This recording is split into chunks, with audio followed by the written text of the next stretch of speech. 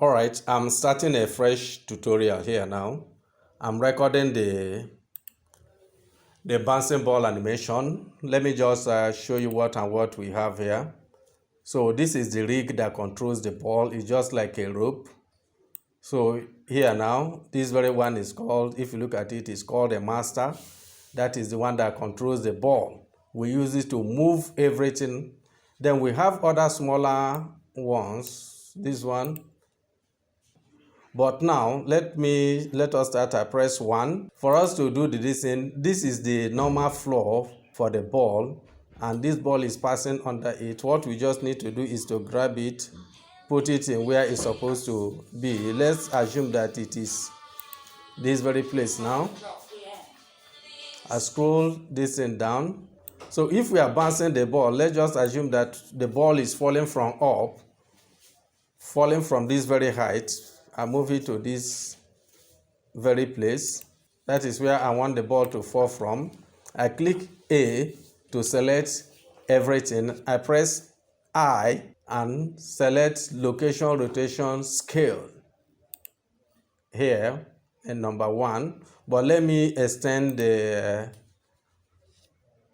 frame of our animation to 30. Let me say 30. Scroll.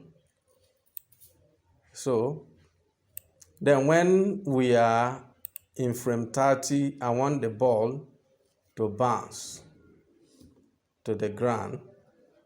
So this is where, remember initially I said that the ball will not pass the floor. It's not sinking. So I bring it to this very position. Now I select everything again. I press I, location, rotation. So now if I remove this thing and play the ball now, see what we have. I press play. See it?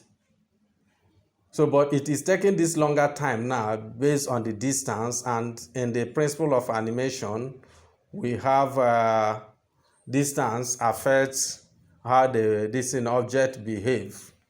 So like now, if I reduce the distance,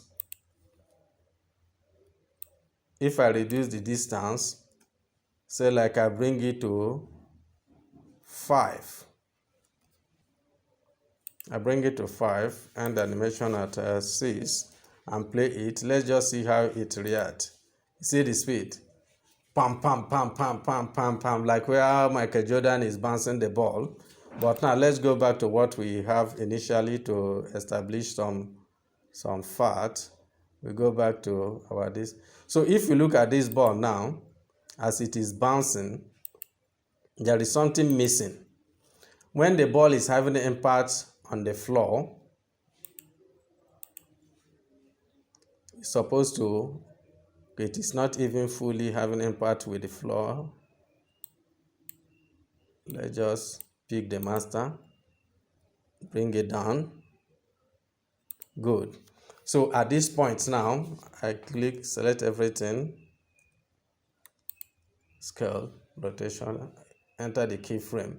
So at this point now, when the ball is having impact with the floor, the law of gravity is supposed to act on it, and it's supposed to squash based on the force of the ball, the force it is using to come down. So what we do to achieve that effect, we press SZ to squash it in a bit in Z direction. Then I click this master now to return it to the where it's supposed to be. I click A again, select everything, I, enter location, rotation. So please, when you are working on it, just try to check each one you click. The two things I'm working with here now is the master